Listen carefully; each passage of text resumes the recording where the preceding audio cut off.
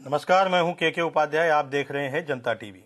उत्तर प्रदेश इस समय बिजली के संकट से जूझ रहा है। जब तक विधानसभा के चुनाव थे तब तक उत्तर प्रदेश में बिजली कोई मुद्दा था ही नहीं, क्योंकि बिजली का संकट नहीं था। लेकिन आखिर क्या हुआ कि विधानसभा चुनाव बीतते बीतते उसके बाद बिजली का संकट खड़ा हो गया है। गांव से शहरों में, कस्बों में और यहां तक कि राजधानी तक में बिजली का भीषण संकट है। इस समय शहरों को 18 घंटे बिजली सप्लाई की जा रही है और गांव में तो बिजली का हाल बहुत खराब है। गांव के लिए कहा जा रहा है, दावा यह है कि 18 घंटे बिजली दे रहे हैं, लेकिन गांव में बमुश्किल 4 या 5 घंटे बिजली मिल पा रही है। हालात खराब है। मांग और आपूर्ति के सिद्धांत गड़बड़ाया हुआ है। इस समय उत्तर प्रदेश पावर कारपोरेशन के पास 18,000 मेगावाट बिजली उत्पादन क्षमता है, लेकिन जरूरत है 25,000 मेगावाट की। ये गड़बड़ी कहाँ है, क्यों हो रही है? कुछ इकाइयां भी बंद हैं। क्या ये गड़बड़ी ठीक हो पाएगी या नहीं हो पाएगी, या बिजली कोई बड़ा मुद्दा बनने वाला है? लोग पूर्व ऊर्जा मंत्री श्रीकांत शर्मा को याद करने लगे हैं, क्योंकि श्रीकांत शर्मा के कालखंड में बिजली संकट नहीं था और बिजली मुद्दा न 2019 के लोकसभा चुनाव में बना और न ही 2022 के विधानसभा चुनाव में बिजली मुद्दा बन सका। वजह थी कि बिजली का संकट था नहीं। लेकिन आखिर ऐसा क्या हुआ? बिजली संकट क्यों खड़ा हुआ? इन्हीं सब पर बात करने के लिए हमारे साथ जुड़ चुके हैं प्रभात सिंह हैं, उत्तर प्रदेश राज्य विद्युत परिषद के। भारतीय जनता पार्टी लघु उद्योग प्रकोष्ठ के कुशपुरी हमारे साथ जुड़ेंगे, अभी जुड़े नहीं है। रफत फातिमा है, प्रदेश कांग्रेस की प्रवक्ता है, और नितेंद्र यादव है, समाजवादी पार्टी के राष्ट्रीय प्रवक्ता। हम प्रभात सिंह से बातचीत की शुरुआत करते हैं। प्रभात जी, आखिर ये अचानक हुआ क्या? चुनाव से पहले तक उत्तर प्रदेश में बिजली का कोई संकट नहीं था। आप चूंकि राज्य विद्युत परिषद से जुड़े हुए हैं, तो आप इसकी टेक्निकल चीजें बताइए कि आखिर ये दिक्कतें आ कहाँ रही हैं। उत्तर प्रदेश अचानक से बिजली के संकट से जूझने लगा है और हालात बहुत खराब हैं। प्रभात जी।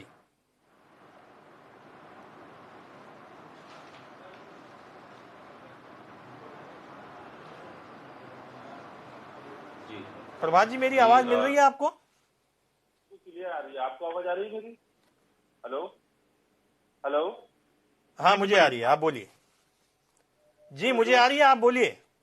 जी, जो डिमांड और सप्लाई के बारे में आपने बात कही, या आपने कहा कि रूरल क्षेत्रों में बिजली नहीं है, देखिए मैं इसमें बहुत स्पष्ट बताऊं कि विगत 2 वर्षों में कोविड काल चल रहा था, महामारी थी, तो जिस कारण तरह तरह के नियमों के तहत कभी इंडस्ट्रीज बंद थी, कभी कमर्शियल एक्टिविटीज बंद थी, और इसके कारण जो डिमांड थी वो डिमांड एक्चुअल 2 सालों में उतनी नहीं थी जितनी वर्तमान में डिमांड है। मैं बता दूं, इस बार की डिमांड ने जो रिकॉर्ड तोड़ा है, जो डिमांड हमारी इस बार गई है 26,396, जो 10/6/22 को गई है, 10 तारीख को। वो पिछले दशकों में इतनी डिमांड नहीं हुई, पावर डिमांड। तो अचानक से डिमांड में जो बढ़ोतरी हुई है, और उसका प्री एजम्पशन, जो प्री प्लानिंग या प्री एजम्पशन कहें, उसके बारे में चूंकि कोविड में नहीं था, तो अचानक से होने के कारण जो है कहीं ना कहीं अचानक से जो दिक्कतें आई। परंतु वर्तमान में अगर मैं बात करूं, ये बिल्कुल आपने देखा होगा विगत 2 वर्षों में कोयले की भी समस्याओं से प्रदेश को दिक्कतों का सामना करना पड़ा। परंतु वर्तमान में कोयले का ऐसा कोई संकट नहीं है, हमारी सारी यूनिटें चल रही हैं। जो बंद है वो किसी न किसी फॉल्ट के कारण। दूसरी चीज, अभी जो वर्तमान में स्थिति है, वर्तमान में स्थिति अगर आप देखेंगे तो मेरे पास कल की रिपोर्ट है, ग्रिड की रिपोर्ट है, जो सब जगह रहती है अवेलेबल। तो इसमें जो दर्शाया गया है कि सप्लाई की पोजीशन, की सप्लाई कितनी कितनी रही कल पूरे प्रदेश में, इसमें बताया गया है कि जो आपके ग्रामीण क्षेत्र हैं उनमें 18 घंटे का शेड्यूल है प्रदेश सरकार के द्वारा। तो उसमें हमने 17 घंटे 31 मिनट बिजली दी है। तहसील में 21 घंटे 30 मिनट का शेड्यूल है, हमने 21 घंटे 23 मिनट बिजली दी है। जनपदों में 24 घंटे का शेड्यूल है, जनपदों में 24 घंटे बिजली दी है। मंडल में 24 घंटे का शेड्यूल है, मंडल में 24 घंटे बिजली दी है। बुंदेलखंड में 20 घंटे का शेड्यूल है, वहां पर हमने 19 घंटे 30 मिनट बिजली दी है। महानगरों में और औद्योगिक में हमने 24 घंटे बिजली दी है। तो अब प्रश्न आता है कि जब लगातार प्रदेश में, ये आंकड़ा बिल्कुल ऑथेंटिक है और ये SLDC में अवेलेबल रहता है, हमारा स्टेट लोड डिस्पैच सेंटर है, तो ये बताता है कि जो 33 kV के बिजली घरों पर जो बिजली गई है, जो वितरण क्षेत्र के बिजली घरों पर, उसकी ये पोजीशन आकलन करता है एवरेज हिसाब से। तो जब बिजली 24 घंटे शहरों में जा रही है, ग्रामीण क्षेत्रों में जा रही है, तो जो आपके पास आंकड़ा है मैं उसे खंडन नहीं कर रहा हूँ, मैं बस ये बता रहा हूँ, क्योंकि आपके पास जमीनी स्तर का रिकॉर्ड रहता है, आपके पास आपकी टीम है, वो बताती है कि क्या दिक्कत है। तो जो वितरण क्षेत्र का हमारा नेटवर्क हम है, रिकॉर्ड की बात नहीं कर रहे, मैं कागज की बात नहीं कर रहा। प्रभात जी मेरी बात सुनिए, मैं कागजों की बात नहीं कर रहा हूँ, मैं जो देखता हूँ वो बता रहा हूँ। जहां मैं रहता हूं वो बहुत पॉश इलाका है, वहां पर इतनी ट्रिपिंग होती है, इतनी बार बिजली जाती है, जनरेटर से चल रहा है काम। और ये मेरे पास जो आंकड़े हैं उसमें कानपुर है, गाजियाबाद है, मेरठ है, बुलंदशहर है, बागपत है, ज्योतिबा फुले नगर है, संभल, शामली, गाजियाबाद, हापुड़, यहां भी बिजली का संकट है 14 जिलों में। आपके जो आंकड़े हैं मैं उससे इनकार नहीं कर रहा हूं, लेकिन वस्तु स्थिति की मैं बात कर रहा हूं। हमारे पास लगातार खबरें आ रही हैं, इसीलिए हमने ये बहस बुलाई है, इसीलिए आज ये आयोजन किया गया। तमाम पॉलिटिकल मुद्दों को छोड़ करके आम जनता के मुद्दों पर बात करने के लिए हम लोग बैठे हुए हैं। मैं आपके आंकड़े सही हैं, लेकिन वस्तु स्थिति कुछ और है। खैर, हम नितेंद्र यादव जी से सवाल ले लेते हैं। नितेंद्र जी, क्या आपको क्या लगता है, आपके पास किस तरह की सूचनाएं हैं, क्या फीडबैक है, बिजली के हालात क्यों खराब हुए? हम पहले आपसे फातिमा जी से बात कर लेते हैं, उसके बाद उसका जवाब कुशपुरी जी से लेंगे। जी नितेंद्र जी। धन्यवाद उपाध्याय जी। सबसे पहले तो मैं आपको और जनता टीवी को धन्यवाद दे रहा हूं कि आज आपने इस ज्वलंत मुद्दे को उठाया, इतनी गंभीर समस्या बिजली की। और तमाम लोग जो आजकल बहुत सारे मुद्दों पर लगे हुए हैं, लेकिन आज आपने जो गंभीर मुद्दा उठाया, आपके माध्यम से और चैनल के माध्यम से मैं आपकी पूरी टीम को बहुत बहुत धन्यवाद देता हूं। आपने वास्तविक एकदम जमीनी हकीकत को छू करके रख दिया है, झकझोर दिया है। मैं बात करना चाहूंगा पीछे कार्यकाल की, सरकार की मंशा की। आप सिर्फ राज्य विद्युत परिषद से प्रभात जी बैठे हैं, इनसे आप सिर्फ एक आंकड़ा पूछिएगा कि 2012 से लेकर के 17 के बीच में कितनी उत्पादन इकाइयां लगी थी, कितना प्रोडक्शन बढ़ाया गया था उस सरकार के कार्यकाल में, और 10-12 से पहले कितना था, और इसके बाद जो 17 के बाद में सरकार ने क्या प्रयास किए हैं बिजली के उत्पादन को लेकर के। समाजवादी सरकार ने जिस तरीके से बिजली के प्रति आदरणीय राष्ट्रीय अध्यक्ष अखिलेश यादव जी संवेदनशील थे, उस समय के अग्रवाल साहब जी सचिव थे, उनसे डेली मॉनिटरिंग करके कितनी उत्पादन बढ़ाने के लिए काम किया गया, कितनी नई इकाइयां लगाई गई, और इस सरकार ने आते ही उस व्यवस्था को जिस तरीके से ध्वस्त करने का काम किया है कि आज हालात ये है कि इन्वर्टर और जनरेटर ना हो तो उसमें नितेंद्र जी जो इकाइयां लगाई गई थी, नितेंद्र जी मैं एक मिनट आपका लूंगा। जो इकाइयां समाजवादी पार्टी के कार्यकाल में लगी थी, ये उसमें निकल करके आया कि उनके साथ जो एग्रीमेंट हुआ था वो महंगी बिजली खरीदने का हुआ था, बहुत ज्यादा महंगी दरों पे बिजली खरीदने का हुआ था। ललितपुर का प्लांट, जो बजाज का पावर प्लांट है, उसके एग्रीमेंट को लेकर के तमाम सारी दिक्कतें थी। इस तरह की कई और जगह भी थी, इसलिए फिर उस यूनिट को बंद किया गया, फिर चालू हुई, अभी आज फिर पता चला है कि वो बंद है। 4-5 यूनिटें हमारी बंद चल रही हैं। तो ये भी एक स्थिति थी इसमें बीच में। जी अब आप अपनी बात जारी रखिए। निश्चित रूप से मैं क्या कह रहा हूं, सरकार की मंशा देखिए, सरकार राज्य के कल्याण के लिए काम करती है। कोई चीज जरूरत होती है तो महंगी खरीदते हैं, लेकिन उपभोक्ता को हम सस्ती देते हैं, सब्सिडाइज दरों पर हम चीजों को उपलब्ध कराते हैं, क्योंकि लक्ष्य होता है राज्य का जन कल्याण। यहाँ चूंकि सरकार का लक्ष्य है व्यापार, जब सरकार व्यापारी बन जाएगी और सरकार जब व्यापार करने लगेगी तो आम जनमानस को दिक्कतें होना स्वाभाविक है।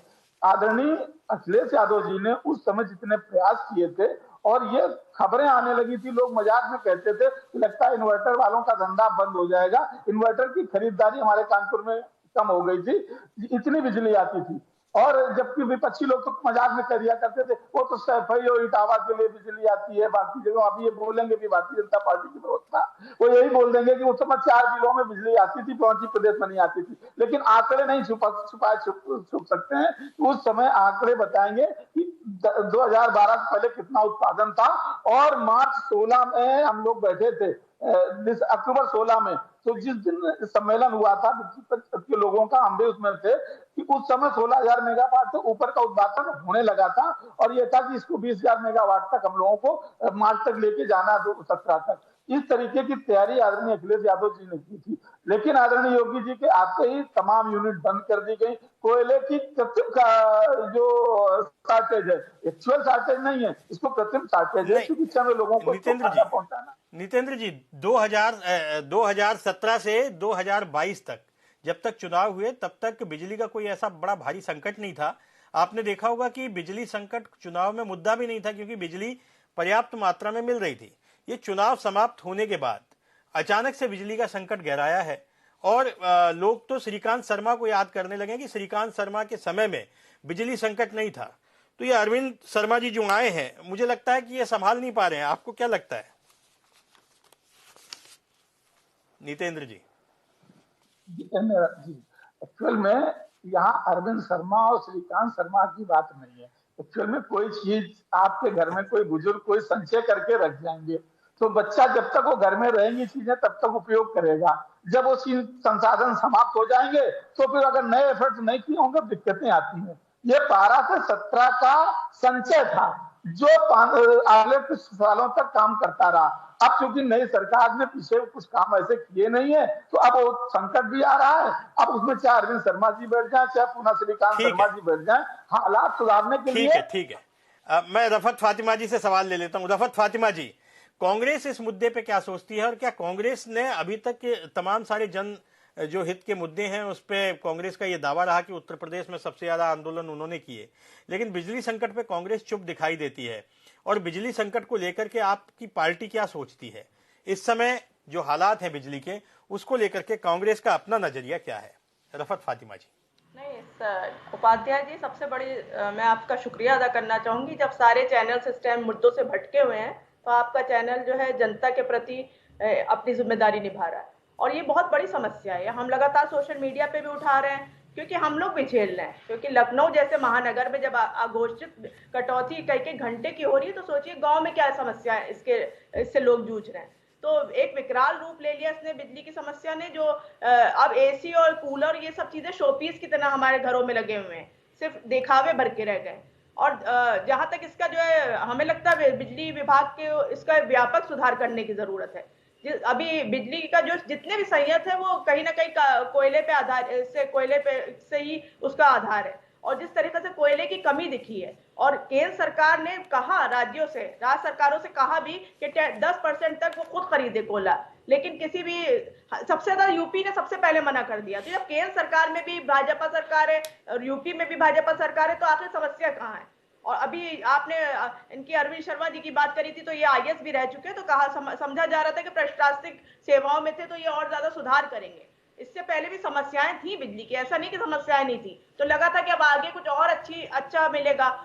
मुख्यमंत्री जी खुद कह रहे थे कि बिजली को जो है रोस्टर के हिसाब से आपूर्ति करी जाए, लेकिन ऐसा कुछ हो नहीं रहा है क्योंकि इनकी मंशा कहीं ना कहीं नियत में खोट है। वो जनता के प्रति इनकी जिम्मेदारियां है ही नहीं कुछ जो जनता के प्रति निभाई जाए। तो हालात ये हो गए कि बिजली आपूर्ति हो ही नहीं रही है। हम लोग कई घंटे इन्वर्टर तक अब खत्म हो जाता है कि बैटरी ऑफ हो जाती है और हम लोग को अंधेरे में जूझना पड़ता है। तो लगता है हम लोग पता नहीं कौन से काल में चले गए जहाँ अब लालटेन और लैंप की जरूरत आ जाएगी। तो ये बिजली एक भीषण समस्या बनती जा रही है। तो इसके लिए हमें लगता है सरकार को सोचना चाहिए कि जनता जो, और एक तरफ सरकार ये भी कहती है कि हम औद्योगिक विकास के लिए काम कर रहे हैं, लेकिन वो औद्योगिक विकास कैसे होगा जब आप बिजली आपूर्ति नहीं कर पा रहे?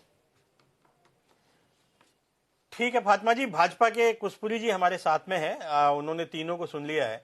हम कुशपुरी जी से जानना चाहेंगे कि अचानक ऐसा क्या हुआ कि बिजली संकट उत्तर प्रदेश में एक बड़ा मुद्दा धीरे धीरे बनता जा रहा है।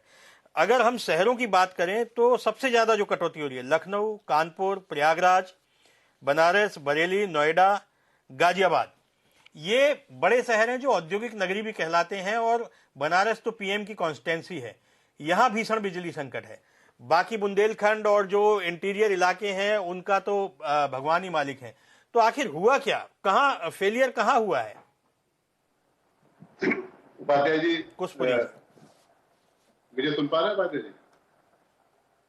Hello hello. हाँ सुन रहा हूँ, मुझे आपकी आवाज आ रही है जी, आ रही है, आप बोलिए। पहले तो आपको नमस्कार और सभी पैनलिस्ट को नमस्कार। उपाध्याय जी, अगर हम उत्तर प्रदेश पे पावर की कंडीशन की बात करें तो मेरे ख्याल से तीनों पैनलिस्ट एक बात से सहमत होंगे कि पिछले लगभग 40-45 वर्षों में जो पिछले 5-5.5 साल में पावर की उपलब्धता उत्तर प्रदेश में रही है वो मेरे ख्याल से अपने आप में एक मिसाल है। और 2017 से जब से आदरणीय योगी जी ने उत्तर प्रदेश में कार्यभार संभाला लगातार पावर के इंफ्रास्ट्रक्चर पर काम हो रहा है, चाहे वो डिस्ट्रीब्यूशन सेटअप हो, चाहे वो पावर का सेटअप, और जो भी डिस्प्यूट थे पावर के जनरेटिंग यूनिट्स के साथ, उन्हें भी रिजॉल्व करने का काम किया गया है। अभी मेरे दोस्त समाजवादी पार्टी से जितेंद्र जी कह रहे थे कि इनके कार्यकाल में बहुत अच्छी स्थिति थी, तो 2013 में जो पावर का डिमांड और सप्लाई का गैप था वो 43% था, जो आज, जबकि ये हिस्टोरिकल ईयर है हिंदुस्तान की पावर कंजप्शन में, पूरे हिंदुस्तान की जो पावर कंजप्शन है वो 207 गीगावाट टच कर गई है, जो कि ऑल टाइम हाई है। ये देश की बढ़ती हुई आर्थिक तरक्की का एक बहुत बड़ी निशानी है। उस स्थिति में भी आज भी उत्तर प्रदेश में सिर्फ 10% का डेफिसिट है। और जैसा कि राज्य विद्युत परिषद से जो हमारे मित्र प्रभात जी बैठे हैं, उन्होंने बताया कि जहां जहां हमारी सरकार ने जो भी शेड्यूल दिए हैं, जहां साढ़े 21 घंटे का है वहां 20.5 घंटे, या जहां 20 घंटे का है वहां 18 या 19 घंटे की पावर उपलब्ध है। और दूसरी चीज, जो आप लखनऊ, गाजियाबाद इन सब इलाकों में पावर कट की बात कर रहे हैं, उसमें बहुत कुछ लोकल लोड शेडिंग जो है, डिस्ट्रीब्यूशन सेटअप जब हीटअप हो जाता है, गर्मी बहुत ज्यादा है, तो उस प्रकार की समस्याएं कई बार गर्मियों में फेस करनी पड़ती हैं। उसमें हमारी जो इस वक्त आज की स्थिति है, मैं ये मानता हूं कि उत्तर प्रदेश आज हिंदुस्तान के जो सबसे शानदार पावर मैनेजमेंट के जो स्टेट है उनमें से एक है।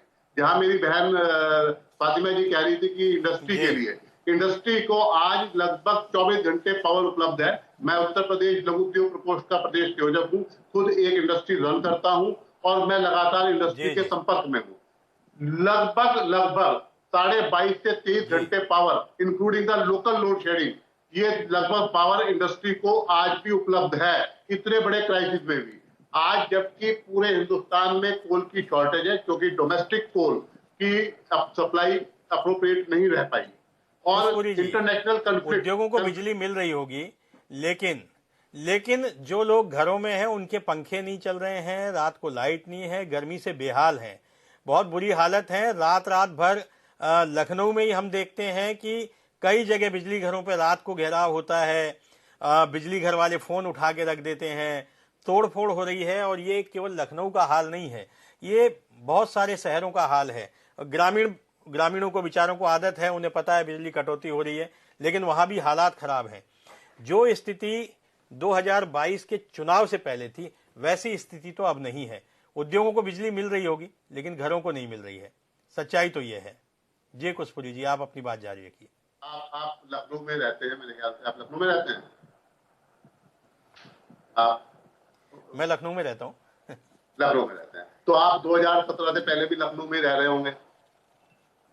आपको कितने घंटे बिजली मिलती थी 2017 से पहले? 10-15 साल हो गए। 15 साल हो गए। उत्तर प्रदेश के आज आप एक छोटे से छोटे शहर में पता कीजिए, शायद किसी ने सपने में नहीं सोचा होगा 2017 के बाद की जैसी पावर सप्लाई, गांव के अंदर 18 घंटे बिजली। आप 2022 देखिए, कुछ कंडीशन एक्सेप्शनल है। आज हम क्लाइमेट चेंज से मैं सहमत हूँ कुशपुरी जी, ये मैंने अपने नरेशन में बोला है। मैं सहमत हूं कि 2017 से 22 तक बिजली संकट नहीं था, और विधानसभा चुनाव में और न ही लोकसभा चुनाव में बिजली को मुद्दा बनाने की कोशिश की थी विपक्ष ने, लेकिन वो मुद्दा नहीं बन सका क्योंकि बिजली का संकट था नहीं। लेकिन आज है, मैं ये कह रहा हूं। क्यों है उसे जानना जरूरी है। इंटरनेशनल कॉन्फ्लिक्ट की वजह से बहुत सारी, क्योंकि जो गैस सप्लाईज हैं, जो कोल सप्लाईज है, वो इंटरप्टेड है। और आज हम कहीं ना कहीं एक ग्लोबल वार्मिंग के दौर से गुजर रहे हैं, जहां पे कि एक एवरेज टेम्परेचर इंक्रीज हुआ है, क्वालिटी ऑफ लाइफ इंप्रूव हुई है यूपी के अंदर। और जो हमारी पीक डिमांड 18,000 मेगावाट हुआ करती थी, आज 25,000-26,000 मेगावाट पहुंच गई है। दूसरी चीज, उत्तर प्रदेश में जब से भाजपा की सरकार आई है, हमारी जो एक्सपेक्टेशंस हैं, जो हमारी एस्पिरेशंस है, जो हमारी उम्मीदें हैं, वो बहुत बढ़ गई हैं। पहले हम 12-14 घंटे की बिजली में भी अपने आप को संतुष्ट पा रहे थे, आज हमें 22 घंटे 23 घंटे की बिजली में भी लगता है कि ये घंटा बिजली क्यों गई, क्योंकि हमने बिजली के क्षेत्र में ऐसी गवर्नेंस दी जिसने एक मिसाल कायम कर दी। और जल्दी ही इस जो शॉर्टफॉल को भी हम जल्दी कवर कर लेंगे। और क्योंकि जो भी हमारे पावर रिसोर्स है, चाहे वो थर्मल के हैं, चाहे वो हमारे रिन्यूएबल सोर्सेज के हैं, चाहे वो हमारे जल विद्युत निगम के हैं, जैसे जैसे मानसून पास आ रहा है हमारी पावर जनरेशन कैपेबिलिटी बढ़ेगी और आप ये समझिए उपाध्याय जी अगले 5-7-10 दिन के अंदर जो ये शॉर्टफॉल है 10% का ये भी मेकअप होके हम दोबारा से अपने शेड्यूल पे पावर दे रहे हो। पुष्पूरी जी एक एक घंटा नहीं कई कई घंटे बिजली ठीक जा है, रही है और कई प्रभात कई जी। घंटे जो है कटौती हो रही है। बहन फातिमा जी मैं जी फातिमा जी बस एक मिनट आता हूं, प्रभात जी से टेक्निकल जवाब लेंगे। प्रभात जी पॉलिटिकल आदमी नहीं है, वो जो जवाब देंगे वो तकनीकी और कंटेंट के आधार पर देंगे। प्रभात जी, यूपी पावर कॉरपोरेशन को एनर्जी एक्सचेंज से भी बिजली नहीं मिल पा रही है। अब यूपी पावर कॉरपोरेशन का कहना है कि हम 7 रुपए प्रति यूनिट बिजली खरीद नहीं सकते और 99,000 करोड़ के बकाया का भी सामना यूपी पावर कॉरपोरेशन कर रहा है। तो अगर ऐसी स्थितियां हैं तो हालात क्या और भयावह होने वाले हैं? प्रभात जी। सर मैं इसमें आपको एक चीज बताऊं कि विगत में जब कोयला संकट के दौरान जब क्या नाम है पावर शॉर्टेज क्राइसिस हुई थी यूपी में, तो उस टाइम में माननीय मुख्यमंत्री जी महाराज जी ने संज्ञान लेते हुए तुरंत जो है इस चीज को बहुत सीरियसली लेते हुए ये कहा कि अगर आपको फंड क्राइसिस है तो 1,000 करोड़ रुपए आवंटित किए कॉर्पोरेशन को कि आप पावर पट्टी तुरंत जो है इस चीज को बहुत सीरियसली लेते हुए ये कहा कि अगर आपको फंड क्राइसिस है तो 1,000 करोड़। दिक्कत ये नहीं है, दिक्कत आपको ये समझना पड़ेगा पावर एक्सचेंज जो है एक निजी घरानों के लिए लूट का अड्डा बन गया है। सरकारों को निजी कराने इस तरीके से महंगी बिजली खरीदने हेतु बाध्य कर रहे हैं। आपको पता होगा सेंट्रल इलेक्ट्रिसिटी अथॉरिटी ने ये पिछली साल जब है 22 रुपए यूनिट बिकी थी, बाकायदा अखबार में भी छपी है हेडिंग कि 22 रुपए में बिजली खरीदी गई उत्तर प्रदेश में, क्योंकि तो एक्सचेंज में इस तरीके से धांधलेबाजी हो रही थी। उसको फिर केंद्र सरकार ने हस्तक्षेप करते हुए उसकी कैपिंग करी कि 12 रुपए से महंगी बिजली एक्सचेंज में नहीं बेची जाएगी। उसके बाद कॉर्पोरेशन के साथ निश्चित तौर पर चैलेंज है। हमारा बहुत बड़ा प्रदेश है, अगर हम किसी और प्रदेश से अपनी तुलना करें तो महाराष्ट्र से कर सकते हो, वहां पर number of consumers almost equal है। तो उसके हिसाब से अगर आप बिजली 22 रुपए में खरीदेंगे तो निश्चित तौर पर सर्वाइवल नहीं है, इसीलिए कैपिंग करके 12 में। लेकिन आज की डेट में जो स्थिति है सप्लाई और उसमें गैप, मैं बता दूं हमारे पास मैंने आपको रोस्टिंग का बताया कि कितना ऑलमोस्ट सभी जगह पर जितना सप्लाई जाना चाहिए ट्रांसमिशन से उतना सप्लाई जा रहा है। अभी कोई ऐसी पावर क्राइसिस हम लोग ट्रांसमिशन या जनरेटिंग एंड पे नहीं फेस कर रहे हैं। मतलब मैं कल की अगर वैसे रिपोर्ट बता दूं जो ऑल इंडिया की रिपोर्ट बनती है तो 24,274 मेगावाट डिमांड कल गई थी। 190 मेगावाट की शॉर्टेज थी, 190 मेगावाट की शॉर्टेज थी। उसकी वजह से ये भी है कि हमारी 1-2 इकाइयां टेक्निकल फॉल्ट के कारण बंद हैं जन। उसके बाद इसमें जो हमारा पावर ड्रॉल हुआ है कल वो 232 एमयू के आसपास हुआ है, तकरीबन 2.92 एमयू शॉर्टेज रहा। उसी के कारण आपने देखा होगा कि रूरल में आधा घंटे की रोस्टिंग हुई है, आधा घंटा लाइट शेड्यूल से कम मिली। तो अभी वो वाला फैक्टर आज की डेट में अगर मैं कहूं, जब हम गर्मी में जो सभी लोग जो बोल रहे हैं पैनलिस्ट बिल्कुल ठीक बोल रहे हैं कि कहीं ना कहीं बड़े शहरों में भी सप्लाई की समस्या थोड़ी बहुत आम जनमानस को फेस करनी पड़ रही है। उसका कारण ये है जो हम समझते हैं कि विगत वर्षों में जैसे हर डिस्कॉम को अपने सिस्टम को अपग्रेड करने के लिए, इंप्रूव करने के लिए फंड अलॉट होता है लखनऊ से अलग अलग डिस्कॉम को। उस फंड में जो कटौती की गई, कारण क्या रहा ये नहीं पता है। और सिस्टम जो लोकल सिस्टम होता है, डिस्ट्रीब्यूशन सिस्टम, ट्रांसमिशन में लगातार क्षमता वृद्धि हुई है। हरदोगंज में हमारी एक 660 मेगावाट की यूनिट 9 फरवरी को चालू हो गई है और इसके अलावा लगभग आगे आने वाले 1 वर्ष में ही हमारे करीबन 6,199 मेगावाट के नए प्लांट चालू होने वाले हैं। ओबरा में हमारी 2 यूनिट 660 मेगावाट की बन रही है, वो कंप्लीट हो जाएंगी। जवाहरपुर में भी है 1320 मेगावाट, 2 660 मेगावाट की है। पनकी में 660 मेगावाट की है। घाटमपुर प्रभात जी 2 सवालों के जवाब दीजिए। मैं 1 मिनट आपको बीच में रोक रहा हूं, ये आंकड़ेबाजी है। मैं 2 सवालों के जवाब चाहिए कि उत्तर प्रदेश को इस समय 25,000 मेगावाट बिजली चाहिए और लेकिन मिल पा रही है 18,000 मेगावाट। एक तो इसकी वजह क्या है? दूसरा, 3 बड़े पावर प्लांट, 660 मेगावाट का है ललितपुर पावर प्लांट और 660 का ही है हरदुआगंज, 660 का ही है ओबरा, और ये यूनिटें मौजूदा समय में बंद चल रही हैं। तो ये बंद क्यों चल रही हैं? क्या इनके साथ क्या डिस्प्यूट है? इनका समाधान क्यों नहीं हो पा रहा है? अगर 3-3 बिजली उत्पादन इकाइयां बंद रहेंगी तो जाहिर है कि आपूर्ति और मांग का सिद्धांत तो गड़बड़ाएगा ना। प्रभात जी, तो इसकी वजह क्या है? आपसे तकनीकी रूप से जानना चाहते हैं। जो आपने सर जो आपको बताया गया कि 26,000 मेगावाट में 18,000 मेगावाट अवेलेबल है, मैं फिर बता दूं सर कि हमारे पास जो बिल्कुल एग्जैक्ट है और ये बिल्कुल इसमें कोई वो नहीं है, मतलब आंकड़े में, कि कल की जो डिमांड थी, हम जो रेगुलर डिमांड हम लोग मॉनिटर करते हैं, 24,274 मेगावाट में से मात्र 190 मेगावाट की शॉर्टेज थी उत्तर प्रदेश में। 190 मेगावाट में जैसे आपने बताया कि ये यूनिटें जो बंद हो जा रही हैं, तो सर यूनिट जो है मशीन में इलेक्ट्रिकल फॉल्ट भी हो सकता है, मशीन में मैकेनिकल फॉल्ट भी हो सकता है, तो इसलिए इस तरह की समस्याएं। और जब मशीन अपने लोड पर चलती है, फुल लोड पर, मतलब एक तो है कि चलिए अभी डिमांड कम है तो हाफ लोड पे चल रही है, जब फुल लोड पर चलती है तो कहीं ना कहीं कोई तकनीकी समस्या आने पर उसको रेक्टिफाई किया जाता है समय रहते हुए। तो ऐसा इस टाइम पर अगर मैं कहूँ, ऐसा प्रतीत हो कि डिमांड और सप्लाई में केंद्र स्तर से, या मतलब जहां से हम पावर ले रहे हैं, ड्रॉ कर रहे हैं, वहां पर हमें बहुत ज्यादा क्राइसिस थी वो ऑलरेडी कोयला संकट के कारण विगत में सारी डिबेटें हुई, आपने सुना होगा, उस टाइम बहुत ज्यादा क्राइसिस थी, बहुत ज्यादा गैस था, इस कारण रोस्टिंग हो भी रही थी। वर्तमान में ये स्थिति कंट्रोल में, जो स्थिति हम सब लोग महसूस कर रहे हैं, जो आप हमसे कह रहे हैं, वो वितरण क्षेत्र में जो भी फॉल्ट हो रहे हैं, लखनऊ हो गया, गाजियाबाद हो गया, उस कारण से जो आम जनमानस में मैसेज है कि सप्लाई नहीं मिल पा रही है। सप्लाई बिजली घरों पर अगर आप उठाकर रजिस्टर देखेंगे तो हर एक बिजली घर को उसके रोस्टिंग के अनुरूप सप्लाई मिल रही है, रूरल में भी, अर्बन में भी।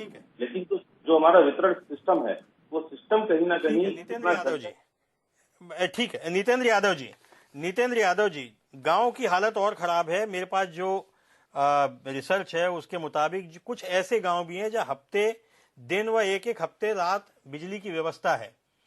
और अगर ऐसी स्थिति है तो इसे आप आने वाले समय में किस रूप में देखते हैं? अब चूंकि बारिश हो जाएगी तो बिजली का संकट थोड़ा कम हो जाएगा, लेकिन अभी स्थितियां कोई बहुत सुधार की ओर नहीं है। हालांकि प्रभात जी ने जो कहा है वह भी सही है कि बहुत सारा काम चल रहा है और उसके रिजल्ट धीरे धीरे आएंगे, लेकिन आज तो हालात भयावह हो रहे हैं। नितेंद्र जी।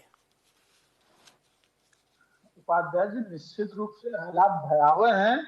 और सबसे बड़ी चीज, जैसे आपने अभी एक प्रश्न किया, ये 3 यूनिटें बंद हैं, इसका कोई स्पष्ट कारण प्रभात जी ने भी नहीं डिक्लेयर किया, टेक्निकल फॉल्ट बता दिया, जबकि वास्तविकता ये है कि ये टेक्निकल फॉल्ट नहीं है, उसके कुछ और कारण है जो सरकार से खरीद और लेन देन के बीच की चीजें हैं। खैर, उस पर प्रभात जी आगे हो सकता है कुशपुरी जी से जवाब ले लेंगे, कुशपुरी जी को जानकारी होगी, कुशपुरी जी उद्योग प्रकोष्ठ से जुड़े हुए हैं, उन्हें निश्चित रूप से जानकारी होगी। आप पहले बोलिए, फिर कुशपुरी जी से जवाब लेते हैं, फिर फातिमा जी के पास आते हैं। जी नितेंद्र तो एक्चुअल में मैंने जो देखा, अभी जैसे कि आप लगातार ये बात कह रहे हैं कि अभी मौजूदा समय में 18,000 मेगावाट का उत्पादन हो रहा है, मैं फिर वहीं जा रहा हूँ कि पिछले 5 वर्षों में, जिसको बहुत आदर्श कार्यकाल हमारे कुशपुरी जी बता रहे थे, ये आदर्श कार्यकाल में कितनी इकाइयों की स्थापना की गई, क्या ये बता पाएंगे? कितना प्रोडक्शन 17 से लेकर के और आगे 22 के बीच में इन्होंने बढ़ाया है? सिर्फ इतना बता दें, मैं सब लूंगा कि ये वास्तव बहुत संवेदनशील है बिजली को लेकर के, और आदरणीय योगी जी का कार्यकाल बहुत महत्वपूर्ण रहा, बहुत आदर्श कार्यकाल रहा। सिर्फ ये कि आदरणीय अखिलेश जी के कार्यकाल में जब मिला था उनको 2012 में प्रदेश, तो उस समय 10,000 मेगावाट का उत्पादन था, और 10,000 से बढ़ा करके 18,000 मेगावाट करने का काम आदरणीय अखिलेश यादव जी के अथक प्रयासों से, भागीरथी प्रयासों से हुआ। क्या इस 18,000 को आगे 28,000 में आदरणीय योगी जी कन्वर्ट कर सकते थे? क्यों नहीं किया गया, और क्यों बिजली के प्रति इतनी लापरवाही की गई है, इस पर थोड़ा सा ध्यान आकर्षित करना चाहूंगा। क्योंकि आगे जिस तरीके से इकाइयां बंद होती जा रही हैं, और भी बंद होंगी अभी, और जिस तरीके से कृत्रिम कोयले का संकट और सारी गैस की संकट जैसा बता रहे थे, ग्लोबल वार्मिंग हो गई, और इस समय विश्व युद्ध का दौर चल रहा है, बाहर से चीजें नहीं आ पा रही है, इस तरीके की चीजें सिर्फ आगे कागज में आती रहेंगी, बहानेबाजी होती रहेगी, प्रदेश के हालात खराब होंगे। और इससे अब वो तो कह रहे हैं कि मैं उद्योग प्रकोष्ठ का संयोजक हूं और इंडस्ट्री चलाता हूं, उनकी फैक्ट्री को हो सकता है। कुशपुरी जी से जवाब ले लेते। कुशपुरी जी, क्या वस्तु स्थिति है? ये इकाइयां बंद क्यों हैं जो मैंने जिक्र किया, ललितपुर, ओबरा, हरदुआगंज, और इसके अलावा जैसा यादव जी कह रहे थे, नितेंद्र यादव जी, कि कितनी नई इकाइयां स्थापित हुई और जो इकाइयां स्थापित हैं उनको अपग्रेडेशन के लिए क्या कार्रवाई हुई? या वे इकाइयां पॉलिटिकल इश्यूज की वजह से बंद हैं कि जैसे बजाज पावर कॉरपोरेशन को अखिलेश के सरकार में चालू किया गया था और वो तब से लेकर कुछ न कुछ विवाद चल ही रहा है, वो चालू हो ही नहीं पा रही ठीक से, बंद है। ऐसी हरदुआगंज है और ओबरा है, क्या कारण है और इसका जो परिणाम है वो जनता झेलती है? कुशपुरी जी। उपाध्याय जी, मैं ललितपुर के विषय में बता दूं कि ललितपुर मई में ऑपरेटिव हो गया था, उसमें कोला आ गया था। देखिए वो प्राइवेट ओन्ड एक वो है और उसकी काफी हद तक जो समस्या है वो सरकार ने हल कर दी थी। अब कोले की सप्लाई क्योंकि थोड़ा इंटरप्टेड है तो उस कारण से कोई इशू हो सकता है। सरकार से ललितपुर का आज की तारीख में कोई इशू नहीं है। मई 2022 में ललितपुर की 660 मेगावाट की इकाई कार्यरत थी। मुझे आज की स्थिति नहीं मालूम है, हो सकता है कि आज आप कह रहे हैं कि वो बंद है, बाई डाउट। तो वैसे अगर कोले की प्रोक्योरमेंट बजाज को करनी है और उसे उस यूनिट को चलाना है। जहां तक हरदुआगंज और ओबरा की चीजें हैं, ये हमारे बहुत पुराने प्लांट हैं, ये लगातार अपग्रेडेशन और लगातार मेंटेनेंस की वजह से भी बंद होते हैं और हमारी कोले की सप्लाई की भी एक सिचुएशन है। उस सब चीजों को मॉनिटर किया जा रहा है, उस सब चीजों के लिए लगातार काम चल रहा है और एडिशनल पावर सप्लाई के लिए 1000 करोड़ का प्रोविजन बजट में किया गया है। आज मेजर इशू हमारे डिस्ट्रीब्यूशन नेटवर्क के साथ है, जिसपे कि हमारे जो प्रिय साथी नितिन जी बैठे हैं, इनकी सरकारों ने कोई काम नहीं किया। इसी बजट में 31,000 करोड़ का प्रोविजन किया है योगी जी ने और 1000 करोड़ का एलोकेशन दे दिया गया है। हेलो जी जी जी, आप बोलिए, आवाज आ रही है आपकी। लगभग 5,500 करोड़ का एलोकेशन दे दिया गया है और उसके लिए जो रिवैम्पिंग का काम है, डिस्ट्रीब्यूशन सेटअप को जो इम्प्रूव करना है, उस पर काम करने के लिए सरकार की प्रतिबद्धता है। सेंट्रल गवर्नमेंट के साथ मिलकर हम उस पर काम कर रहे हैं। आने वाले वर्षों में सरकार की योजना यह है कि जो हम जिस रोस्टर शेड्यूल से चल रहे हैं, हम उससे बेहतर बिजली देने का प्रयास कर रहे हैं, जो कि पिछले 40-50 साल की राजनीतिक व्यवस्था ने कोई इच्छा शक्ति नहीं दिखाई, कुछ काम नहीं हुआ और जो काम हुए हैं वो आधे अधूरे और गलत तरीके से हुए हैं, जिसमें कि जैसे आपने बताया कि पावर परचेज के रेट इतने हायर है कि वो कॉस्ट अफोर्ड ही नहीं की जा सकती। तो ऐसी सब जो इश्यूज है ना, इन्हें पावर एक ऐसा विषय है भारत के अंदर, पावर को हमने इसका बहुत राजनीतिकरण कर दिया है। परंतु मोदी जी के नेतृत्व में देश के अंदर इस इंफ्रास्ट्रक्चर पे बहुत काम हो रहा है। आज रिन्यूएबल एनर्जी सोर्सेज पे काम हो रहा है। यूपी गवर्नमेंट ने भी एक बड़ा एलोकेशन किया है सोलर एनर्जी के लिए और हम सेल्फ सफिशिएंट हैं। और जैसा कि अभी हमारे मित्र प्रभात जी ने बताया कि आज जो डिमांड सप्लाई गैप है वो लेस देन 1% है। आप समझिए कहां 43% था और जहां आज लेस देन 1% है। ये आज हमारी एस्पिरेशन हाई है, आज हमारी उम्मीदें ज्यादा हैं, आज हमारे पास एक ईमानदार सरकार है। आज हम उम्मीद करते हैं कि हमें बेहतर पावर मिलेगी। आज से 5 साल पहले तो इस देश की जनता ने उम्मीदें अच्छा काम करने वाली सरकारों से होती है, तो वो उम्मीदें तो पूरा करनी पड़ेंगी ना। आपको वोट तो उम्मीदें पूरा करने के लिए ही दिया है, सपने पूरे करने के लिए ही दिया है। बड़े बड़े वादे किए गए हैं तो उम्मीदें तो जनता रखेगी ही ना। इसीलिए तो सर 31,000 का बजट एलोकेशन अगले 5 साल के लिए डिस्ट्रीब्यूशन सेटअप को रिवैम्प करने के लिए रखा गया है। योगी जी ने स्थिति को देखते 1000 करोड़ का एडिशनल पावर परचेज के लिए बजट एलोकेट किया है, जिससे कि ग्रामीण क्षेत्रों में पावर की सप्लाई न घटे। आप समझिए आज की सरकार जनता की सरकार है, चाहे योगी जी हो चाहे मोदी जी हो, उनकी प्रतिबद्धता सिर्फ और सिर्फ इस देश और इस प्रदेश की जनता के साथ है और वो उसके लिए रात दिन काम कर रहा है। ठीक है, रफत फातिमा जी, आप सहमत हैं कुशपुरी जी ने जो कहा उससे? देखिए, कुशपुरी जी जो जिस तरीके से सरकार का महिमा मंडन तो हम काफी सालों से सुन रहे हैं कि लगातार अपनी सरकार का महिमा मंडन करना, और इनके हिसाब से तो इनकी फाइलें हमेशा गुलाबी रहती हैं और कागजी बातों से जनता का ना पेट भरता ना जनता की समस्याएं खत्म होती हैं। राहुल गांधी जी ने काफी पहले ये चेताया था कि जिस तरीके से कोयले की लगातार जो है कमी हो रही थी, उससे जो है बीजेपी सरकार को लगातार चेताया भी और बताया भी कि बिजली संकट और ज्यादा गहरा जाएगा। लेकिन उस टाइम सरकार ये मानने को तैयार ही नहीं थी कि ये समस्या कोयले के संकट से उबर रही है। उस टाइम सरकार अपने घमंड में हमेशा और ना मानने की एक इनके अंदर जो अपनी करने की एक आदत हो गई है, जो जनता के प्रति अगर संवेदनशील होते हैं तो ये ऐसी चीजें आगे आती नहीं। तो ये सिर्फ कहने और दावे यहाँ पे करने से कुछ नहीं होता है, जनता की समस्याओं को आप देख नहीं पा रहे। फातिमा जी, राजस्थान में कांग्रेस की सरकार है, राजस्थान में कांग्रेस की सरकार है, वहां भी बिजली के हालात यही हैं। और आपको बता दूं, देश में सबसे महंगी बिजली राजस्थान में ही है। जी, राहुल गांधी जी ने कहा होगा, लेकिन केवल उत्तर प्रदेश के परिप्रेक्ष्य में उसको देखना ठीक नहीं है। राजस्थान के हालात और भी खराब हैं। नहीं, हमने किसी उसमें परिपेक्ष में नहीं कहा है कि किस राज्य में क्या हो रहा है। हमने सिर्फ पूरे देश की बात करी, देश की जनता की बात करी। यहाँ जनता से रिलेटेड अगर आप बात करेंगे, जनता की समस्याओं से, तो हमें लगता है इसमें इफ और बट करने की हमें जरूरत नहीं पड़ेगी। ना हम राजस्थान, ना झारखंड, ना छत्तीसगढ़ देख रहे हैं, हम पूरे देश की जनता की बात कर रहे हैं। तो यहाँ पे हमें लगता है जनता की समस्याओं को मुखर होकर बात करनी चाहिए। अगर अपना पराया हम करने लगेंगे तो जनता भी बढ़ जाएगी और राज्य भी बढ़ जाएंगे। तो यहाँ पे बात हम ये कर रहे हैं कि जनता की समस्या क्या है। जनता बिजली से जूझ रही है, बिजली संकट से बुरी तरीके जूझ रही है। 6-6 घंटे की कटौती हो रही है। अगर शाम से जाती है लाइट तो पूरी पूरी रात नहीं आती है। ये हम कह रहे हैं जो हम लोग भुक्तभोगी हैं। यहाँ पे हम ये एक पॉलिटिकल आप उससे मत देखिए नजरिए से, इसको आप एक आम आदमी की समस्या से देखिए। तो आपकी स्ट्रेटेजी क्लियर करिए, आप कर क्या रहे हैं। सवाल तो ये उठता है ना कि आप क्या करें। आपकी इच्छा शक्ति यहाँ बैठ के आप बात कर लेने से नहीं हो जाएगी, लेकिन इच्छा शक्ति कितनी आप कारगर हो रही है वो देखा जाएगा। जनता जिन समस्याओं से जूझ रही है और ना उसके पास एक पंखे वाला भी बेचारा पंखा तक नहीं चला पा रहा है। तो सवाल यहाँ ये जनता की समस्याओं को लेकर हो रही है। जी कुशपुरी जी कुछ कहना चाह रहे हैं। जी कुशपुरी जी। राहुल गांधी जी का जिक्र किया अभी बहन फातिमा जी ने। अगर कोलगेट स्कैम ना हुआ होता तो आज हिंदुस्तान की कोल सप्लाई कंडीशन बेटर होती।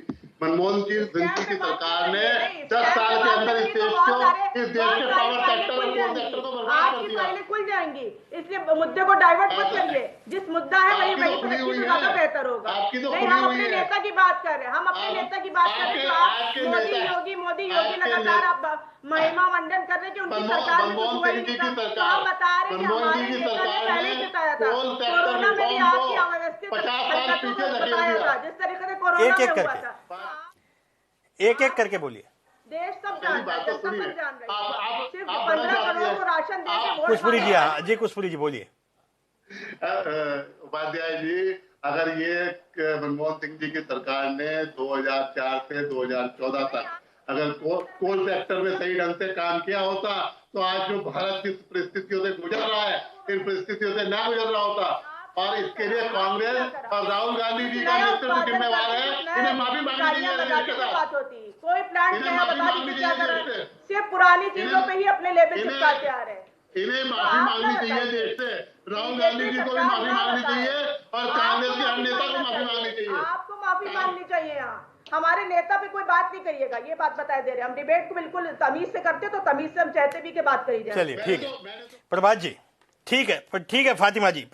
प्रभात जी, एक और सवाल ये उठता है, ये पॉलिटिकल बहस है आपसे, लेकिन ये जानना चाहेंगे कि ये जो चुनाव के वक्त बहुत सारी रियायतें दी जाती हैं, 150 यूनिट तक फ्री देंगे या फ्री देंगे, किसानों को फ्री देंगे, इस तरह के जो लुभावने वादे किए जाते हैं, क्या आपको नहीं लगता कि इनके जो असर हैं वो बाद में जनता को झेलने पड़ते हैं? और वो सबको झेलने पड़ते हैं, किसी एक वर्ग विशेष की जनता को नहीं, सभी को झेलने पड़ते हैं। क्या ये जो लुभावने चुनावी वादे हैं ये भी बिजली संकट में सहायक हैं? प्रभात जी।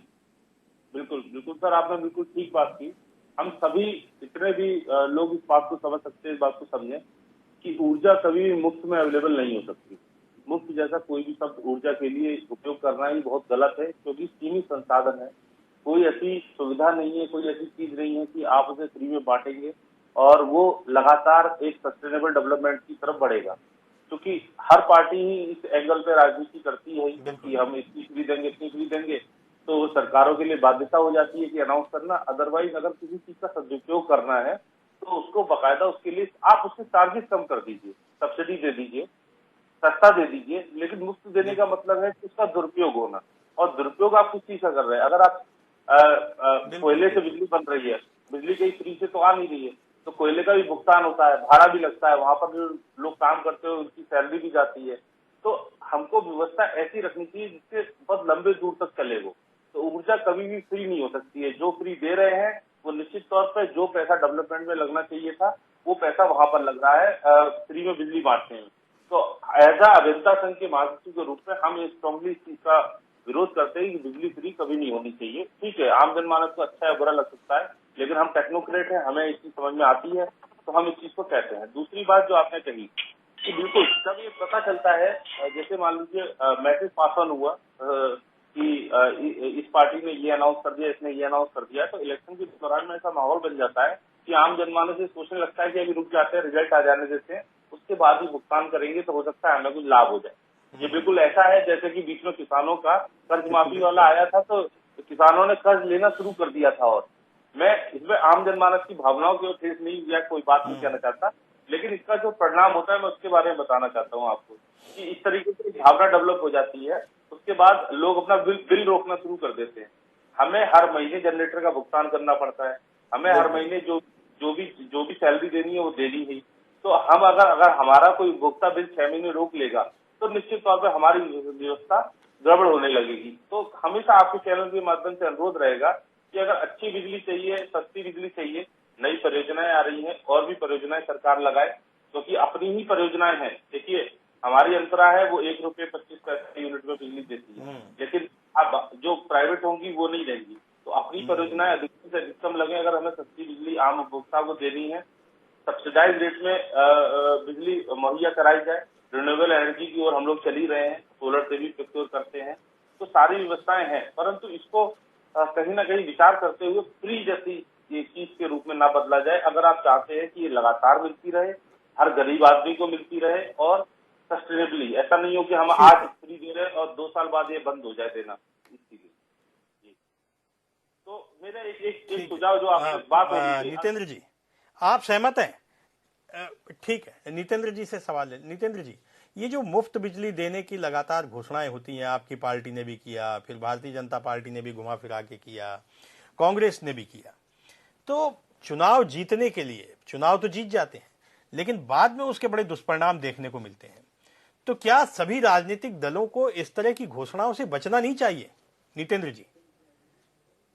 नहीं, इससे तो कहीं तक प्रभात जी ने बहुत अच्छी बात कही है। एक तरफ सवाल चलती है तो फिर एक होड़ होती, कंपटीशन होता, तो सभी एक दूसरे के प्रति करते हैं, लेकिन सबकी मंशा पर सवाल होना चाहिए। कि देखिए कुछ चीजें ऐसी होती हैं कि हम ये देखते हैं कि बड़े बड़े कारपोरेट और बड़े बड़े औद्योगिक घराने बिजली का उपयोग करते हैं और बड़े बड़े बकाए होते हैं, और सरकार बाद में उनको राइट ऑफ करती है। जबकि हम लोग जो बात कर रहे होते हैं ये उनकी बात हो रही होती है, समाजवादियों की बात, जो वास्तव में गरीब है, किसान है, मजदूर है, उसकी झोपड़ी में एक बल्ब जल रहा है, उसके यहाँ बड़े बड़े एसी फ्रिज कूलर नहीं चल रहे हैं। हम वहां की बात करें, उनको अगर हम जो जिसकी डेली की कोई इनकम नहीं है, गरीबी रेखा के नीचे है, लेकिन घर में राजनीतिक तेल भी बाजारों से गायब हो चुका है, तो उसको घर के उजाले के लिए जो बिजली दी जा रही है वो मुफ्त बिजली की बात होती है।